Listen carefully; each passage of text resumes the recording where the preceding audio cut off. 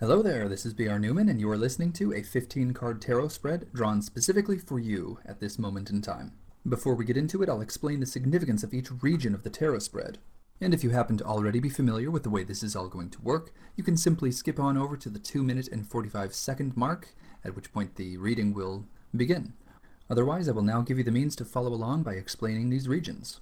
And there are 5 such regions, starting with the central theme, and the 2-dimensional timeline doorways on either side of it. The central theme is the card in the very center of this spread, and on either side of it there are 2 doors. You can choose one. And on the other side of these doors are entire dimensional timelines outlined by 3 cards each. So that would be the upper left hand and upper right hand regions. In the lower left hand region you'll see 3 cards, and those are your most distant past, the past immediately following the most distant past that's relevant to this spread, and then the most recent past, which is of course directly related to the central theme and plays a part in creating the central theme, which is a snapshot of this current situation in which you are embedded, from which you'll be making the choice regarding how you will proceed according to these 2-dimensional timeline options.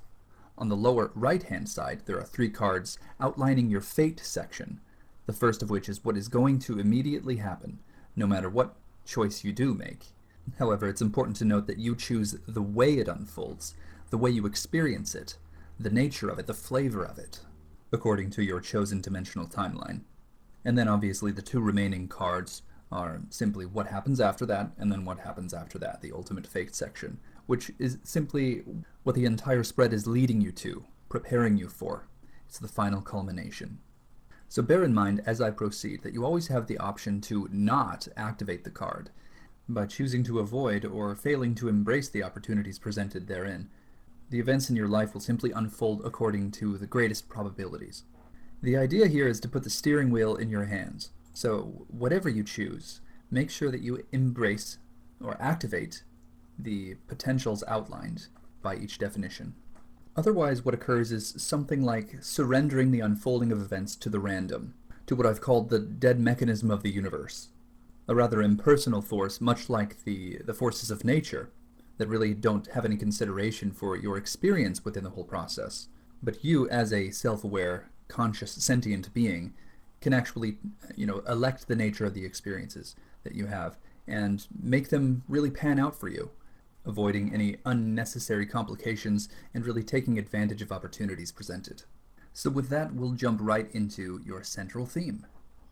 The 2 of Discs is one of the 4 cards in tarot associated with Chokmah on the Tree of Life, imagination, intuitive insight, the right hemisphere of the brain. This being Sphirith 2, of course, follows Sphirith 1, which is Keter. This is where the primordial essence of each respective element resides. So this is, in fact, the first step towards full actualization in the 10, in the kingdom.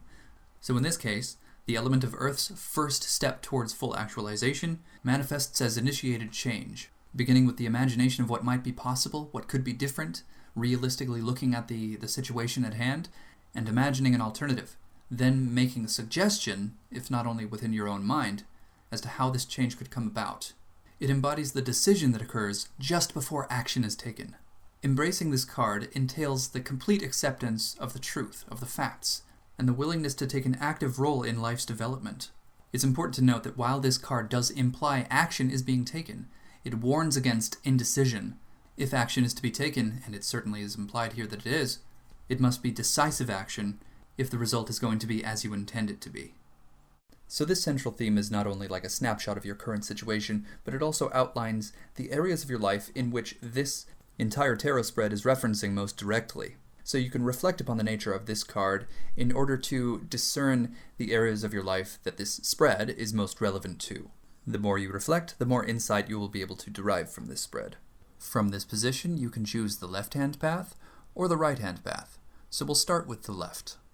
If consciously activated, your experience of this card will bring about 3 cards, which I will define in order. The first of which being the immediate response to having chosen this card, having chosen this doorway or this dimensional timeline. And the second and third cards in this section being the events unfolding immediately after the initial response to the activation of this dimensional timeline, and the final culmination, especially when juxtaposed with the fate section, which we will cover last. Alright, so the following card is the doorway. Option 1, left-hand side. The Knight of Swords. Like the rest of the 16 court cards, this court card has one of the Myers-Briggs personality profiles assigned to it, and in this case this is the ESTJ, or the Extroverted Sensing, Thinking Judger. Embracing, activating this card, will entail embracing and activating this personality profile within you, and perhaps this is a minor aspect of your personality being brought to the forefront, or this might be your dominant personality profile, identified as the most relevant contributor to a strategy that will result in optimizing your ability to take advantage of the opportunities being presented and overcome any challenges that you may face as well. The personality profile itself, extroverted meaning outwardly focused, extending the self into the world from the core out rather than from the outside in, drawing the external into the internal. Sensing rather than intuiting entails deriving decisions from evidence, measurable data. Thinking rather than feeling is rather self-explanatory.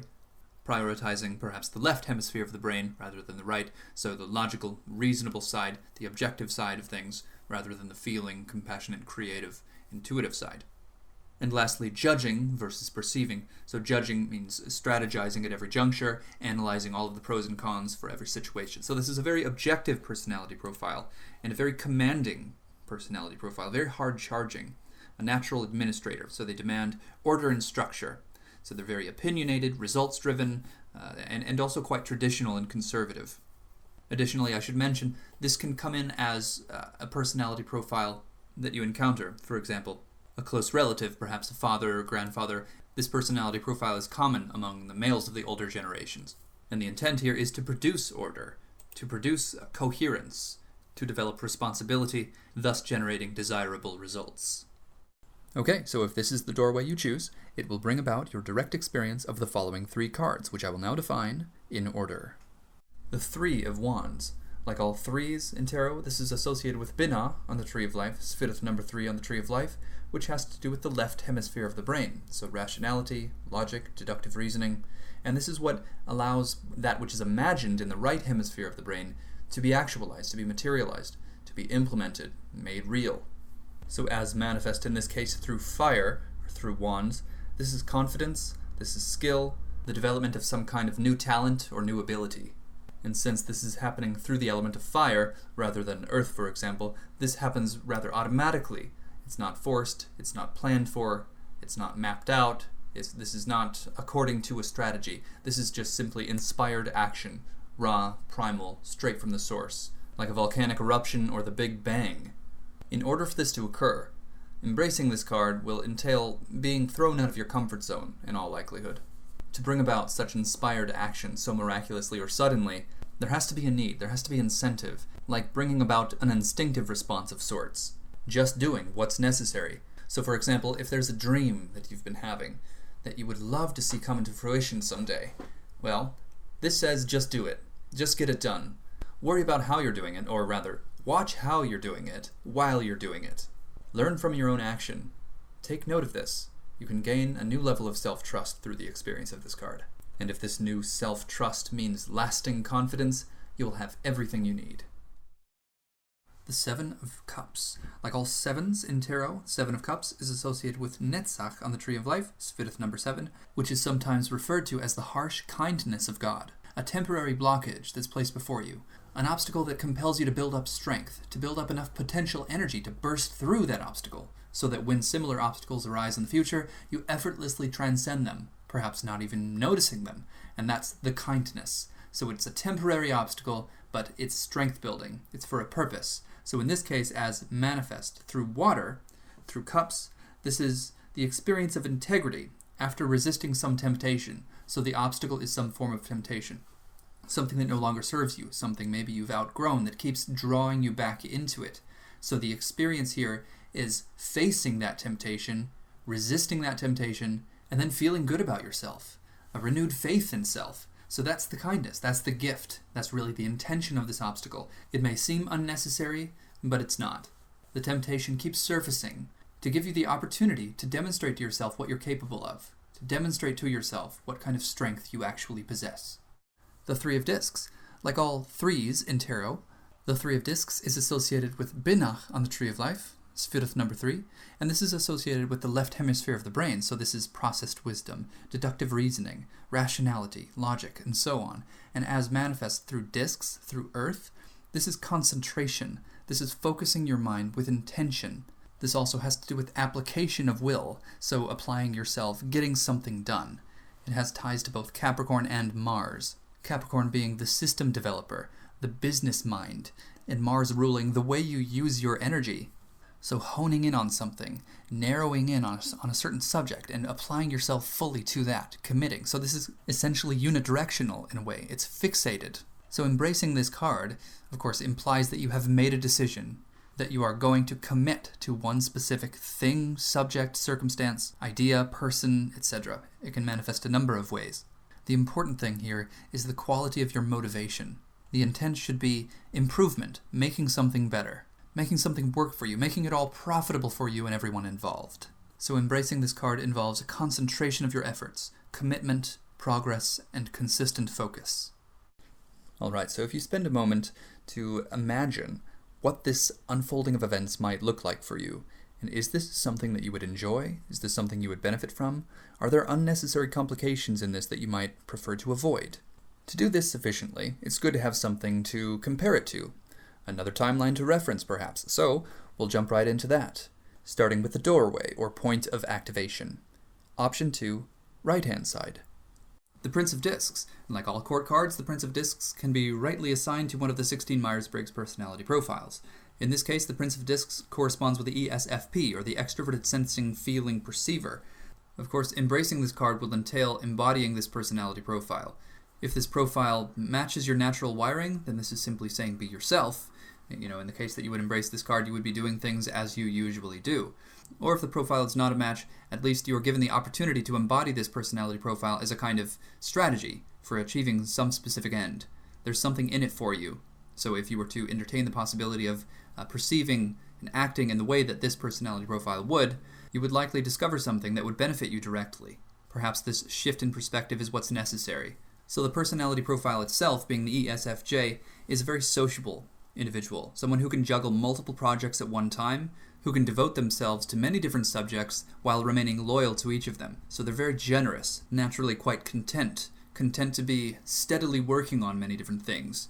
This personality has a mission, but without the weight and the pressure that the ESFJ, the Knight of Discs, would feel. They, due to their ESFP rather than ESFJ placement, their tendency towards a more passive perception rather than active judgment allows them to let go of trivialities. And then, of course, specifically compared to the ESFJ, the Knight of Discs, allows them to be a little more selfish, but not in a negative way. They're simply capable of leaving a little room for themselves, so as to remain balanced.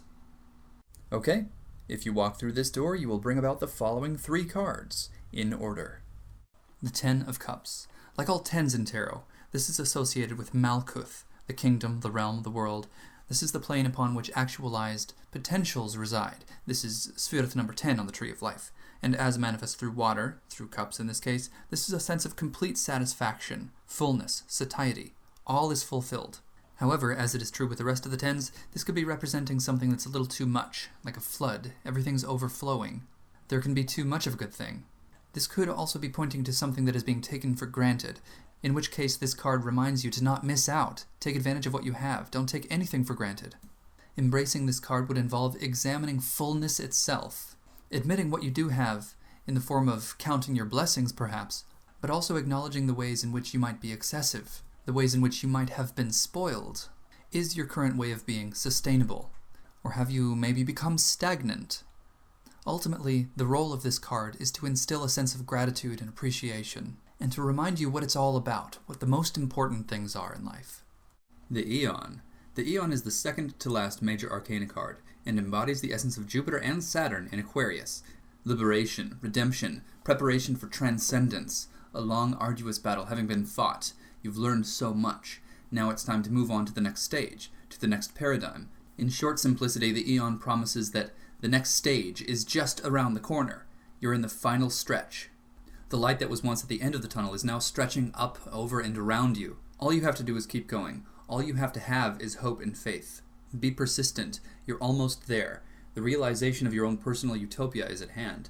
Embracing this card entails accepting transformation and transmutation, stepping up to your own place within your own personal utopia, doing whatever it is that you feel is necessary to grant yourself permission, to give yourself a permission slip to evolve in this way, to allow the rich value of your own history to come around full circle and mean something, so long as you notice the wisdom that has developed and emerged in your heart and mind. All of your many successes and failures, regardless of their contents, lay the foundation now for your resurrection. Like always, the choice is yours. You can rise like the phoenix from the fire, or you can persistently wallow in the ashes of a paradigm that is no longer relevant. While it's true that with the acceptance of this card comes the realization that you're almost there, but you could always choose to stop. You could always choose to give up. Of course, the idea here is don't do that. The Priestess. This major arcana card is all about tapping into the source of your power, the great cosmic soup that gives birth to all things, the source of the cosmos, the source of miracles, the source of life itself. The companion card to the Priestess is the Magus, the miracle worker. He draws his power from the Priestess. So he's like the active end of the process of materialization. The Priestess, on the other hand, is the passive end. She is quiet. She's reserved. She's introspective. She doesn't have to make miracles happen. Her very existence is the miracle.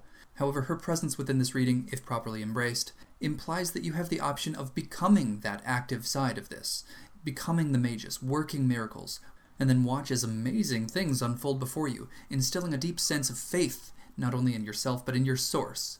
More true in this case, your source, our source, the source of all life.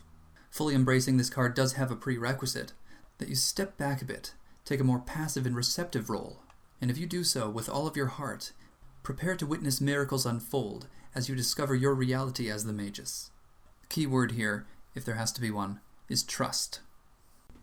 So there it is. If you take a moment to imagine the unfolding of these events and consider whether or not this is an ideal option for you, and compare it to the other dimensional timeline, this should provide you with everything that you need to make a conscious decision. Upon reflection, you should have a clear sight of the spectrum of potentiality you're working with right now, and then proceed to make your choice. And then stick to that choice, because there could be a temptation involved. If one of these timelines has more gravity to it, for example, it has more probabilities associated with it. If there's a habit involved with the unfolding of one particular event, or addiction, for example, then you might be tempted to consistently step over to that dimension from the one that you might prefer. So be mindful of any temptations you might face, and just manage the potentials as consciously as you can as you proceed. And in order to do that, it's good to have a clear sight of the past section, what you're working with, what has built up to this moment, what your instincts are, what tendencies you may have in response to habitual patterns or familiarity itself. Sometimes the way we always have done things, whether it's easy or not, is the most comfortable. It's the most familiar. Whether or not this is actually good for us, whether or not the paradigm that creates is truly beneficial. Sometimes we stick to things that are simply not serving us, patterns that we may have long since outgrown.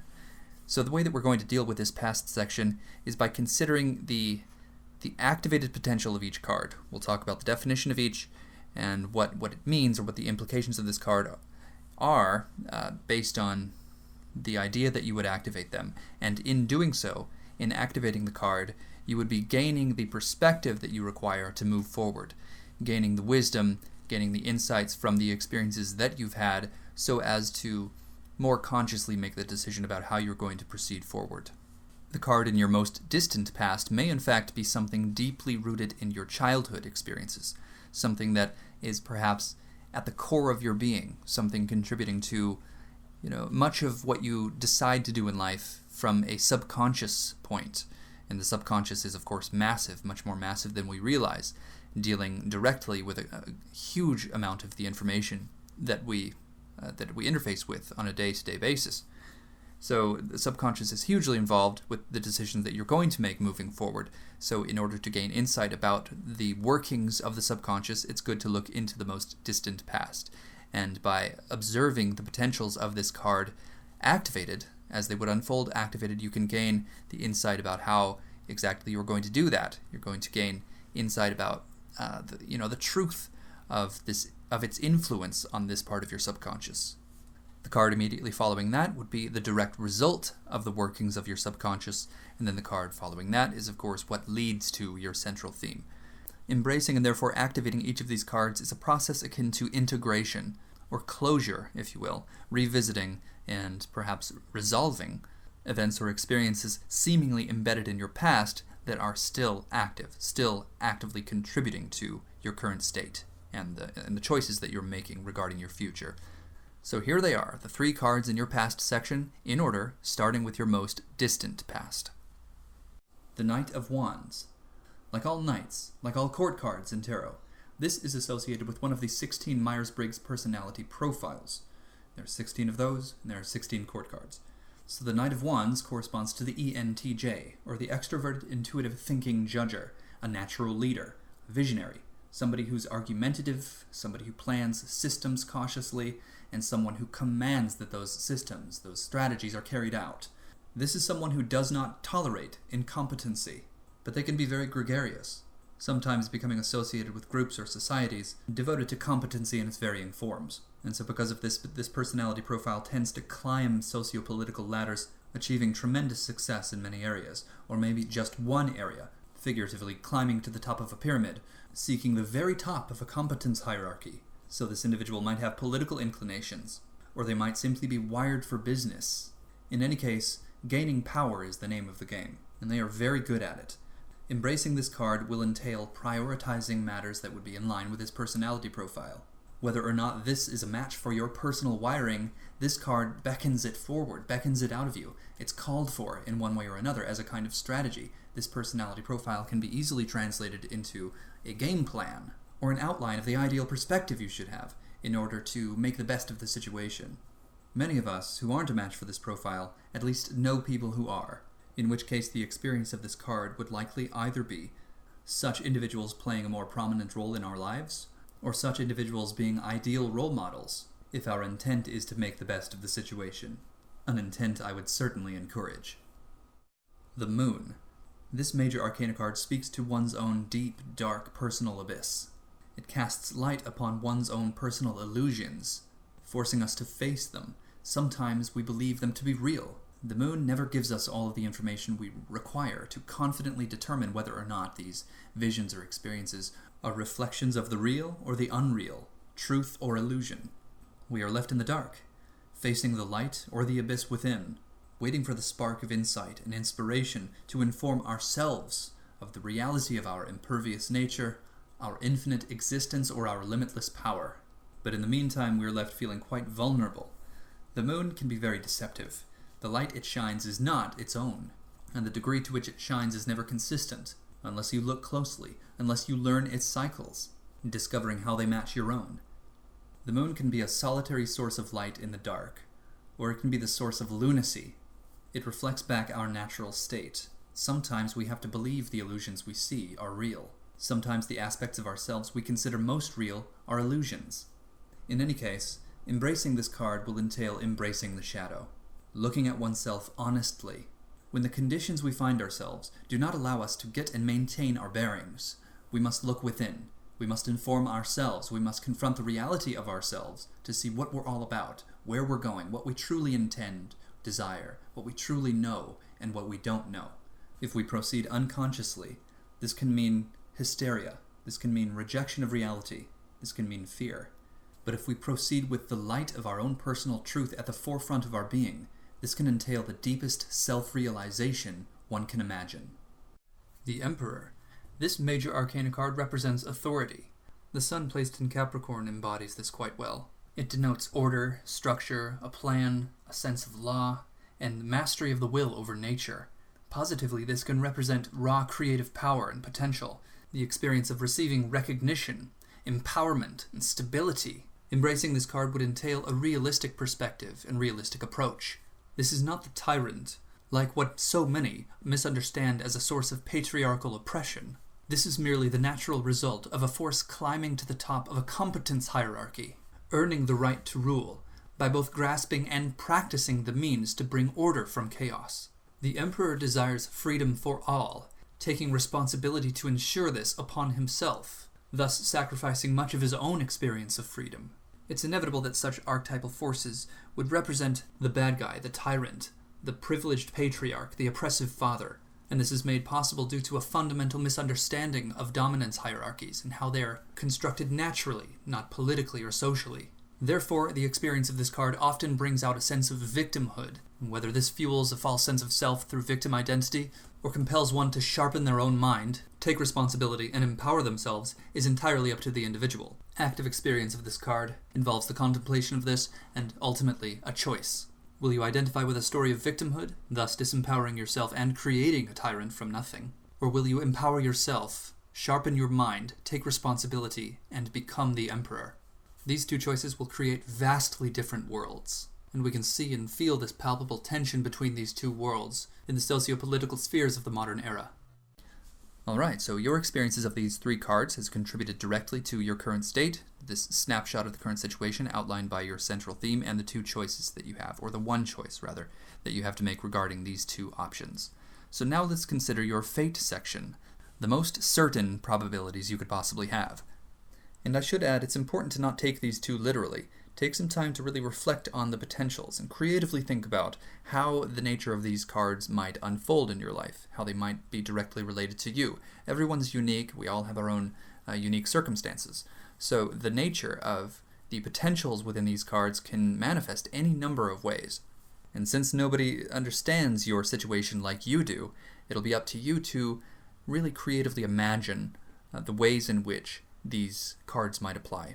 So we'll go over the definitions of each, and the idea is of course to activate them, to embrace them, because to resist them is merely to delay them, or like I said earlier, to hand the controls over to the dead mechanism of the universe, to the random, to the impersonal, that really has no consideration for your comfort, for your ability to take advantage of the opportunities or avoid unnecessary complications and so on.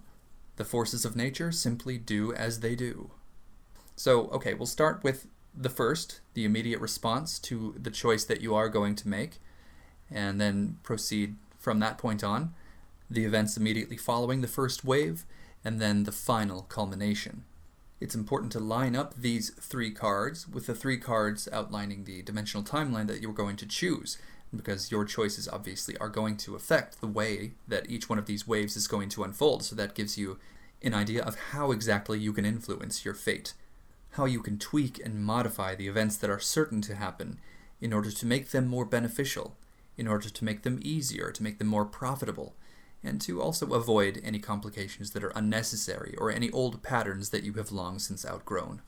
So here they are, the three cards in your fate section, unfolding in three waves, in order. The Four of Swords. On the Tree of Life, this is associated with Chesed on the Tree of Life, Sphere 4. This is benevolence, a healing force that repairs the world, and as manifest through air, through swords in this case, this is truce, this is rest, this is recovery. As it is the case with all sword cards, the swords pictured here are double-edged ones. Yes, change is afoot, and to a great deal, you can determine the way in which this change unfolds, and to what ends. But there is always a cost, there is always a price. Ultimately, the sword's suit leads to the 10 of swords, which is the experience of ruin, being taken out utterly, quite appropriately reminding you that those who live by the sword die by the sword. But the aim of the sword's suit is to instill a sense of humility and responsibility. Therefore, anytime a sword card comes up, it is very wise to remain as humble and as cautious as you can, despite whatever sense of power you may have within this process of initiating change. Yes, as all is changing, you can expect a very tumultuous time, but this card in particular represents a temporary rest and recovery period, in which you can step back, mend your wounds, rethink your strategy, reevaluating your intent, and fine-tuning your entire approach. Being the Four of Swords, this of course implies that you have emerged from the Three of Swords, indecision and consequence, and will re-enter the same themes into the very sketchy Five of Swords, in which you will find yourself either defeating or defeated. Embracing this card will allow you the opportunity to question whether or not you want to truly be involved with this kind of theme. It just might be time to reevaluate your priorities. Nevertheless, if you choose to embrace this card, at least take advantage of this opportunity to step back, to rest, to recover, and to reflect. The Chariot is the major arcana card that combines the essence of the Sun and Mercury with Mars. Its theme is forward momentum. On the Tree of Life, it embodies the bridge between Sphere 3 and Sphere 5. So Sfida 3 being Bina, associated with the left hemisphere of the brain, rationality, logic, etc., and Gebura being the foundation of stringency, that which compels us to set healthy boundaries and teaches us the importance of doing so. So it's like a jump between logic, understanding, straight to action taken, staking a claim on the fundamental reality of your existence. So written in this card are themes of courage and victory, awakening dormant powers and abilities, finding one's place in life, finding a purpose. This sense of purpose is like the empowering middle ground between order and chaos. The Chariot, taking this straight road, is both very affirming, empowering, and risky. The enthusiastic pursuit of this kind of energy, embodied by this card, can make someone come across as a bit insensitive. The leap between Sfida 3 and 5, of course, bypasses 4, which is Chesed. It's a kind energy. It's a force that repairs and heals the world. So, of course, bypassing this energy, moving straight from logic to action, can have some consequences. So in embracing this card, it's wise for us to be aware of the effects of doing so. The 8 of Discs. Like all 8s in tarot, this is associated with Sfida 8, Hod, on the Tree of Life, which is action taken from acceptance or surrender, and in this case, as manifest through discs or earth, this is proper investment. This is management, wise calculation, careful consideration of your resources. And this is associated with Virgo, so meticulous consideration of details, emphasis on personal service, and responsible action. So upon careful consideration and personal reflection, you should be able to determine precisely what this is referring to. Consider the possibility that the action you have been avoiding may in fact be the action you must take at this time. Go straight for it. Embracing this card will entail slowing down, looking at all of the details. What could you be missing? Assume that there is something that you're missing, that you need more information. Delve into the situation, knowing that you're going to be taking in a lot of information. Study everything you can. Investigate everything until you can stand it no longer and must take action. So it's implied here that there is a need for confidence in your action, and you cannot have confidence unless you are absolutely certain about the integrity and quality of what you're doing. So proceed cautiously, dot all of your I's, cross all of your T's. Proceed patiently, slowly, but proceed nonetheless. Even if it takes you more time than you're comfortable with, appropriate action is worth the wait. So this final card is the aim of the entire spread. Whether it seems to be something you might need to brace yourself for, or something to be excited about and look forward to. It's something that needs to happen. There's something in it for you. And of course, you can change your experience of this card based on the choices that you make.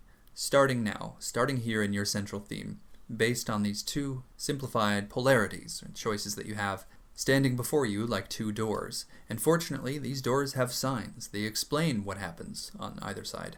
And that's what this tarot reading is all about. That's what tarot reading in general is all about. Giving you the ability to make conscious decisions, putting the steering wheel in your hands, allowing you to make the most of what is going to happen, to benefit the most, to take advantage of opportunities, to avoid unnecessary challenges, to give you insight and the ability to reflect on what has happened, what is happening, and what will happen. I like to think of it as a natural byproduct of the universe coming to know itself. And speaking of the universe and the cosmos, further insight can be attained through astrological factors, considering the transits and natal placements that may be influencing everything that's going on here, everything that has happened, and everything that will happen. So, of course, I would strongly recommend considering astrological factors, and whether that entails getting an astrological reading or some kind of birth chart analysis, transit analysis, anything that can give you the kind of specifics you might want regarding the timing of certain events, regarding certain personal tendencies as dictated by natal placements, regarding the grander story arc defined by, a life mission outlined by certain natal placements such as the North Node, Midheaven, Rising Sign, etc. And of course, I would need to be sure to make this available to everyone, and it is, at IamHelios.com. So with that, I thank you so much for listening, and I wish you the very best.